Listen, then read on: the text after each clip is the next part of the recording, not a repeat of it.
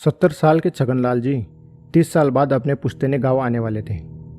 30 साल पहले जब उन्होंने अपना गांव छोड़ा था तब वो छोटा मोटा कंस्ट्रक्शन का काम करते थे, लेकिन समाज के अंदर अच्छी जान पहचान और काम के प्रति लगन की वजह से उन्हें कई सारे सरकारी ठेके मिलने लगे। उन्हें सबसे पहले उनके ही गांव का एक पुल बनाने का ठेका मिला और वो काम उन्होंने काफ़ी अच्छे से किया था। उस पहले काम को देख फिर उन्हें कई सारे सरकारी ठेके मिलने लगे। बड़े बड़े पुल, बिल्डिंग, अपार्टमेंट के काम मिलने लगे और फिर देखते ही देखते छगनलाल जी एक बड़े कॉन्ट्रैक्टर बन गए। हालांकि गांव छोड़ने के बाद भी छगनलाल जी अपने गांव और गांव वालों को कभी नहीं भूले थे। जितने भी धार्मिक या सामाजिक काम होते थे, छगनलाल जी उस काम के लिए सबसे पहले आर्थिक मदद पहुंचाते थे। 30 सालों से गांव वालों से इतनी दूरी के बावजूद लोगों के प्रति उनका काफ़ी लगाव था और इसीलिए गांव के लोग भी उनका काफ़ी मान सम्मान करते थे। छगनलाल जी के गांव के अंदर एक बड़ा 2 मंजिला मकान और काफ़ी सारी ज़मीन थी। अब छुट्टियां बिताने के लिए वो अपने बेटे, बहू और 2 पोतों संग गांव के लिए निकले थे। बेटे और बहू एक कार के अंदर आगे निकल गए थे और छगनलाल जी अपने दोनों पोते 8 साल का रिंकी और 12 साल का मोंटी के साथ अलग कार में पीछे से आ रहे थे। 30 सालों बाद जब छगनलाल जी अपने गांव आ रहे थे तो जान पहचान का अब कुछ भी नहीं बचा था। सड़कें पक्की हो चुकी थी, पुराने घरों की जगह अब नए पक्के मकान थे, खेतों की सीमाएं भी बदल गई थी और पेड़ भी अब काफ़ी कम बचे थे। छगनलाल जी यही पुरानी बातें अपने पोतों को बताते हुए जा रहे थे। वो शाम का वक्त था, लगभग 7 बज रहे थे और उनकी कार गांव के पास पहुंच चुकी थी। वहाँ गांव से सटी एक बड़ी नदी थी और उसी नदी पर एक पुल था और उस पुल के बाद छगनलाल जी का गांव शुरू होता था। उनकी कार जब उस पुल के बीचों बीच पहुंच गई तो झटके देते हुए अचानक से रुक गई। क्या हुआ सुंदर? छगनलाल जी ने अपने ड्राइवर से पूछा। पता नहीं सर, मैं देखता हूँ। और फिर सुंदर कार से बाहर निकल गया। उसने बोनट खोला और इंजन को देखने लगा। कुछ 5 मिनट गुजर गए थे लेकिन गाड़ी शुरू नहीं हुई तो छगनलाल जी ही गाड़ी से उतरकर सुंदर के पास गए। क्या हुआ सुंदर, क्या समस्या है? पता नहीं सर, सब कुछ तो ठीक है लेकिन फिर भी गाड़ी शुरू नहीं हो रही। देखो, गांव ज़्यादा दूर नहीं है, मैं बच्चों को लेकर आगे पैदल जाता हूँ। तुम ऐसा करो, जैसे ही गाड़ी ठीक हो जाए सीधे रास्ते से चले आना। इतना कहकर छगनलाल जी ने अपने दोनों पोतों को साथ लिया और वो पैदल ही पुल पर से गुजरने लगे। ये वही पुल था जिसे छगनलाल जी ने सबसे पहले इस गांव के अंदर बनवाया था। ये उनके काम का पहला पुल था। इस पुल को बनाए लगभग 30-35 साल गुजर चुके थे और आज भी उस पुल की दशा जैसे कि तैसे थी। आज भी वो पुल पूरी मजबूती के साथ खड़ा था और आज भी गांव के लोग इस पुल से गुजरते वक्त छगनलाल जी के काम की तारीफ करते हैं। और यही बात छगनलाल जी अपने दोनों पोतों को बताते हुए पुल पर से गुजर रहे थे। शाम के 7 बज चुके थे। सूरज पूरी तरह से डूब चुका था और हल्का हल्का अंधेरा भी छा चुका था। पुल के नीचे की नदी पूरी तरह से सूख चुकी थी, बस एक पतली सी धारा बह रही थी। छगनलाल जी बातें करते हुए पुल से गुजर रहे थे। तभी उन्हें किसी की आवाज़ सुनाई दी। किसी ने उनका नाम पुकारा। छगनलाल जी रुक गए और पीछे मुड़कर देखा, लेकिन पीछे सिर्फ उनकी बंद पड़ी गाड़ी और बोनट के अंदर आधा सिर घुसाए सुंदर ही था।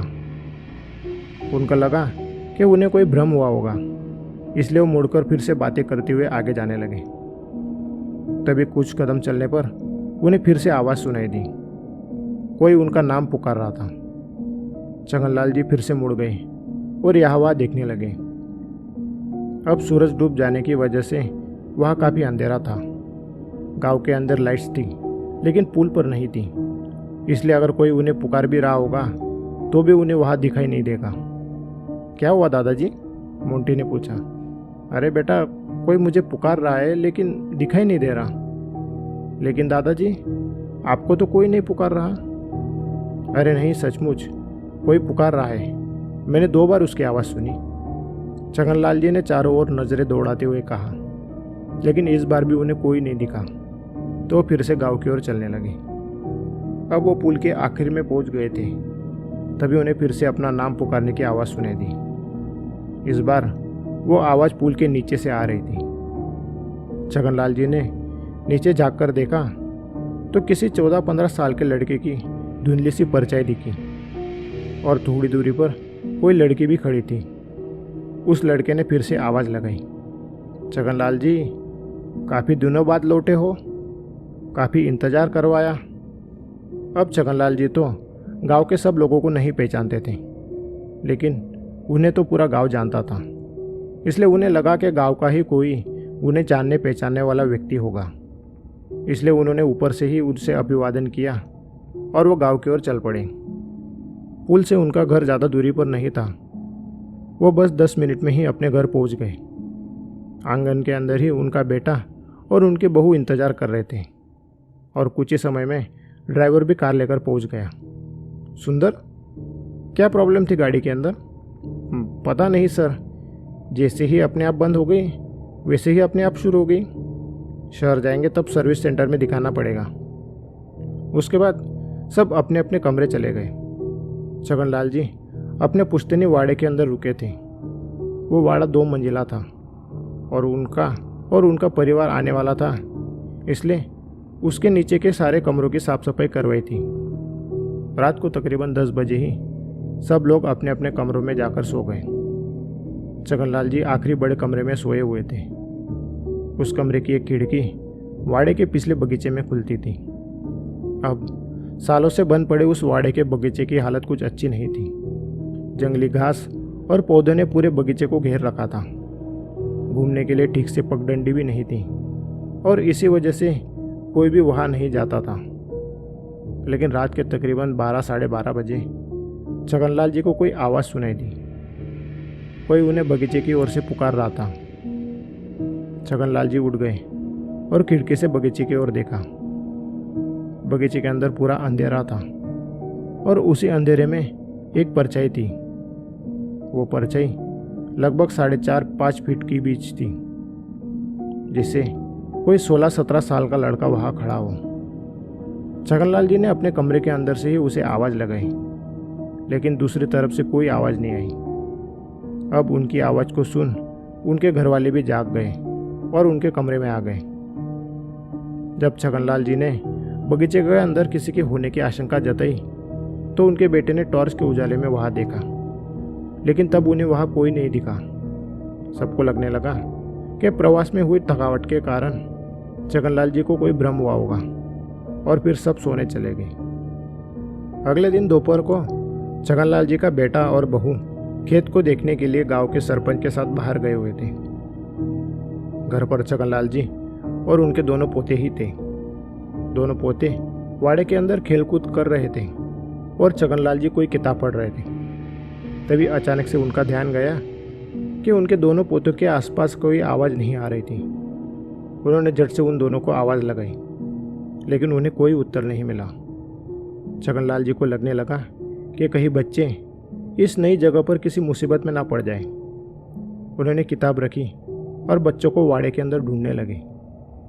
काफ़ी देर यह आवाज़ ढूंढने के बाद अचानक से उन्हें बच्चों की आवाज़ सुनाई दी और वो आवाज़ ऊपर के कमरे से आ रही थी।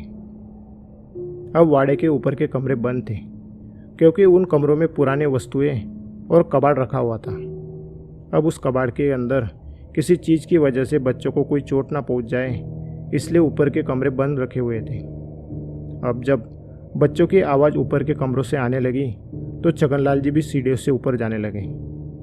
तभी ऊपर जाते वक्त उनके दोनों पोतों के अलावा और किसी तीसरे लड़के की आवाज़ उन्हें सुनाई देने लगी। उन्हें लगा कि गांव के अंदर का कोई लड़का होगा, लेकिन उन्हें इस बात का काफ़ी आश्चर्य हो रहा था कि कोई ऊपर के कमरे तक चला गया और उन्हें दिखा नहीं। यही सोचते हुए वो ऊपर गए और उन्होंने दरवाज़ा खोला। दरवाज़ा खोलते ही उन्होंने देखा कि उनके दोनों पोते वहीं पर खड़े थे। तुम दोनों यहाँ क्या कर रहे हो? तुम्हें मना किया था ना ऊपर के कमरे में जाने के लिए, और तुम किससे बात कर रहे थे? तभी मोंटू ने कहा, दादाजी, हमारा नया दोस्त है, वही हमें यहाँ ले आया। दोस्त कहाँ है वो? छगनलाल जी यहाँ वहाँ देखते हुए पूछा। दादाजी वो अंदर चला गया। कमरे के अंदर काफ़ी कबाड़ रखा हुआ था। एक तरफ से दूसरी तरफ जाने के लिए भी सिर्फ एक पतला सा रास्ता छोड़ा हुआ था, जिस वजह से छगनलाल जी को वो कहीं नहीं दिखाई दिया। तुम दोनों नीचे उतरो, मैं उसे लेकर आता हूँ। यह कोई खेलने की जगह है? सामान आंग पर गिर गया तो? जाओ नीचे। छगनलाल जी के सख्त शब्द सुन रिंकू और मोंटी नीचे उतर गए और छगनलाल जी कमरे के अंदर उस लड़के को ढूंढने लगे। कमरे के अंदर काफ़ी सामान और कबाड़ होने की वजह से वह ठीक से दिखाई नहीं दे रहा था। कमरे की सारी खिड़कियां बंद होने की वजह से खुली हवा जा रहा भी नहीं थी, जिस वजह से कमरे के अंदर एक अजीब तरह से घुटन महसूस हो रही थी। और उस घुटन भरे माहौल में छगनलाल जी उस लड़के को ढूंढ रहे थे। तभी कमरे के आखिरी कोने में उन्हें एक परछाई दिखी। छगनलाल जी उस ओर जाने लगे, लेकिन अचानक से उनके पैर रुक गए, क्योंकि जिस चीज़ को वो परछाई समझ रहे थे वो एक अजीब तरह का कोई काला साया था। छगनलाल जी डर गए और तेजी से कमरे के बाहर आ गए। अपने दादाजी को हाँफता हुआ देख उनके पोते ने पूछा, क्या हुआ दादाजी? अंदर तुम्हारा दोस्त? दादाजी हमारा दोस्त तो चला गया, वो अभी अभी आपके आने से पहले यहाँ से चला गया। अब छगनलाल जी को कुछ समझ नहीं आ रहा था कि उन्होंने ऊपर के कमरे में देखा वो क्या चीज़ थी। हालांकि उनको ये समझते देर नहीं लगी कि ऊपर जो कुछ भी था वो बहुत बुरी शक्ति थी। छगनलाल जी ने वहाँ कुछ नहीं कहा। वो ऊपर के कमरे के पास गए और उसका दरवाज़ा बंद करके उसे ताला लगवा दिया। शाम को इस अजीब सी घटना का जिक्र उन्होंने अपने बेटे से किया। अब बेटे को इस बात पर ज़्यादा यकीन नहीं था, लेकिन अपने पिता के मन की शांति के लिए उसने सबको ऊपर के कमरे में जाने से मना कर दिया। अब ऐसे ही 2-3 दिन गुजर गए और एक शाम जब छगनलाल जी गांव के अंदर पैदल ही टहल रहे थे तो घूमते घूमते वो पुल तक आ गए। उन्होंने पुल से झांककर नीचे नदी के तल पर देखा तो उन्हें फिर से वही लड़का और एक लड़की वहाँ खड़े दिखाई दिए। वो दोनों वही थे जिन्होंने छगनलाल जी को पहली बार गांव में आते वक्त देखा था। वो लड़का और वो लड़की उन्हें अजीब तरह से इशारा करते हुए नीचे बुला रहे थे। वो अजीब तरह से उन्हें घूर रहे थे। छगनलाल जी को उन्हें देख बड़ा अजीब लगने लगा। लग रहा था जैसे कोई कठपुतली उन्हें बुला रही हो। अब छगनलाल जी को वहाँ रुकना ठीक नहीं लगा, इसलिए वो तुरंत वहाँ से चले गए। लेकिन गांव के अंदर बातचीत में उन्हें पता चला कि पुल के नीचे गांव वालों को अक्सर एक लड़के और एक लड़की की आत्मा दिखाई देती है। अब यह बात सुन छगनलाल जी डर गए। उन्होंने गांव वाले लोगों को तो नहीं, लेकिन अपने लड़के को जरूर ये बात बताई कि उन्होंने उस पुल के नीचे उस लड़के और लड़की की आत्मा को देखा था। अब अपने पिता को इस तरह डरा देख उनके बेटे ने अगले सुबह ही फिर से शहर लौटने का फैसला किया। छगनलाल जी ने रात को ही अपनी बैग पैक करवा ली और वह जल्दी सोने चले गए, क्योंकि उन्हें सुबह जल्दी निकलना था। लेकिन अचानक रात के तकरीबन 1 बजे उनकी आँख खुली। उन्होंने अपने पोतों की आवाज़ बगीचे की खिड़की से सुना। आवाज़ को सुन छगनलाल जी झट से खिड़की के पास गए। उन्होंने देखा कि उनके दोनों पोते बगीचे के अंदर एक अजनबी लड़के के साथ बात कर रहे थे और वो लड़का उन्हें बाहर कहीं ले जा रहा था। छगनलाल जी ने खिड़की से अपने दोनों पोतों को आवाज़ लगाई, लेकिन उन दोनों ने उनकी आवाज़ को कोई जवाब नहीं दिया और ना ही वो रुके। वो दोनों उस लड़के के पीछे जाने लगे। छगनलाल जी झट से कमरे के बाहर आए। उन्होंने अपने लड़के को आवाज़ लगाई, लेकिन शायद उनकी आवाज़ उनके लड़के के कमरे तक नहीं गई। अब छगनलाल जी अपने लड़के को जगाने के लिए जाते तो शायद उतनी देर में उनके दोनों पोते अंधेरे में कहीं खो जाते। इसलिए छगनलाल जी तेजी से वाड़े के बाहर आए और बगीचे के पीछे दौड़े। बगीचे के अंदर जाने के बाद उन्होंने देखा कि एक लड़का उनके दोनों पोतों को अपने साथ बगीचे के बाहर कहीं ले जा रहा था। छगनलाल जी उन्हें रोकने के लिए आवाज़ देते हुए उनके पीछे दौड़ रहे थे, लेकिन उन लड़कों की चलने की रफ्तार तेज़ थी। छगनलाल जी उनके पीछे दौड़ते हुए पुल पर आ गए और उन्होंने देखा कि उनके दोनों पोते पुल के रेलिंग पर खड़े थे। छगनलाल जी ने घबराते हुए अपने दोनों पोतों को आवाज़ लगाई, और उन्हें रेलिंग से उतरने को कहा, लेकिन दोनों पोते इस तरह खड़े थे जैसे उन्हें उनकी आवाज़ ही सुनाई ना दे रही हो। तभी छगनलाल जी को पुल पर ही उस लड़के की धुंधली सी आकृति दिखाई दी। कौन हो तुम और क्या चाहिए तुम्हें? छगनलाल जी, भूल गए हमें? उस लड़के ने कहा, और फिर वो धीरे धीरे आगे आए। आगे आने के साथ ही उसका चेहरा भी दिखने लगा। वो कोई 16-17 साल का लड़का था और उस लड़के के पीछे एक लड़की खड़ी थी जिसकी उम्र लगभग 12-13 साल की थी। उसने साड़ी पहनी हुई थी और उसके गले में मंगलसूत्र था। अरे छगनलाल जी, सालों से हम आपके बनाए पुल की रक्षा कर रहे हैं और आप हमें ही भूल गए? उस लड़के की बातें छगनलाल जी के सिर से जा रही थी, क्योंकि ना ही वो उस लड़के को जानते थे और ना ही उन्होंने उस लड़के को कभी देखा था या उन्हें उसके बारे में याद आ रहा था। हाँ, कैसे याद रहेगा, काफ़ी साल गुजर गए ना, कहते हुए वो लड़का आगे आ रहा था। हालांकि छगनलाल जी वहीं पर खड़े थे क्योंकि उनके पोते भी वही थे। कौन हो तुम? याद नहीं आ रहा छगनलाल जी?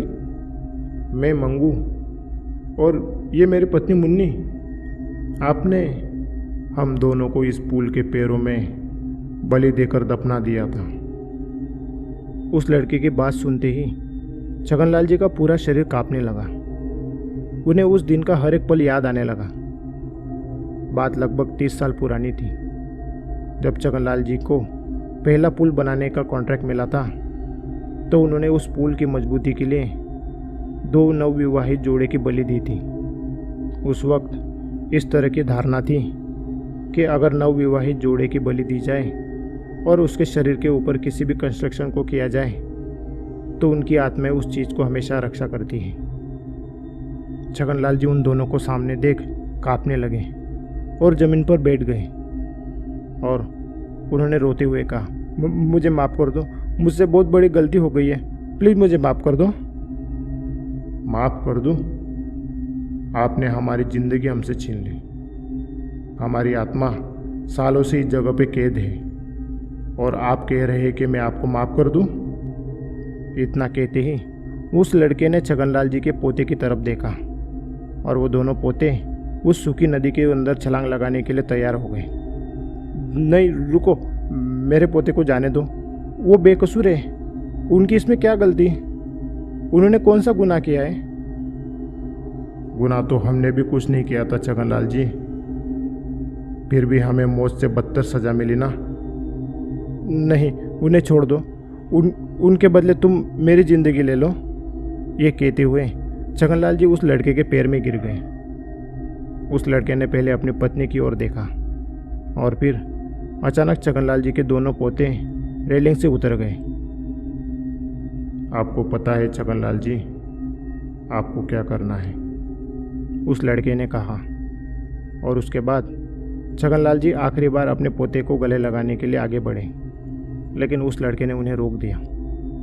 छगनलाल जी रोते हुए रेलिंग पर चढ़ गए। उन्होंने एक पल के लिए अपने पोतों को देखा और फिर उस लड़के और उस लड़की को देखा। उनके दोनों आंखों से आंसू बहने लगे थे और वो आंसू पश्चाताप के थे, लेकिन अब उनके सामने और कोई रास्ता नहीं था। उन्होंने नदी के तल को देखा और फिर उसमें छलांग लगा दी। जब सुबह घर वालों को छगनलाल जी नहीं मिले तो उनके पास एक खबर आई। उनकी लाश नदी के अंदर पड़ी हुई थी। पत्थर पर टकराने की वजह से उनका सिर फट चुका था। गांव के किसी भी व्यक्ति को समझ नहीं आ रहा था कि उनकी मौत कैसे हुई। वो कोई हादसा था या छगनलाल जी ने आत्महत्या की, और अगर आत्महत्या की तो किस कारण की। हालांकि इस घटना के बाद लोगों को पुल के नीचे ना ही वो लड़का दिखाई दिया ना ही वो लड़की। हाँ, छगनलाल जी अब जरूर लोगों को दिखने लगे थे।